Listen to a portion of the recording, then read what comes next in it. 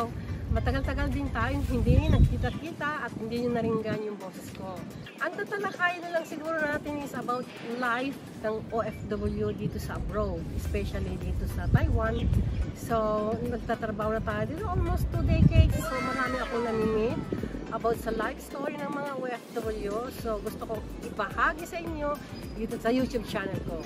Masayang malungkot dahil sa mga binabahagi nila sa akin. Especially dito sa Taiwan is nagturo tayo guys. So minsan binabahagi nila yung buhay nila bilang isang OFW sa mga boss nila.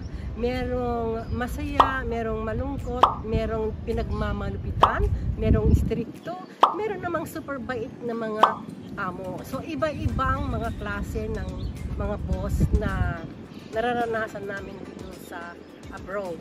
So about my life story dito sa Taiwan ay gusto kong ibahagi. Siguro naman susundan nyo. Sana mag-like kayo and then watch my video para sa ganun ay tuloy-tuloy natin yung video natin kahit paano may mga views naman ako. So yun lang. Sana, hopefully. Thank you in advance. So yun siguro magiging content na natin kasi kung babalikan natin yung paggawa ng tinapay, nahihirapan na tayo, hindi na tayo bumabata guys.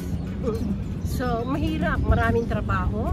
Siyempre, gagaya ko bilang isang OFW is napaka-busy ko na, so napaka-hectic yung schedule ko.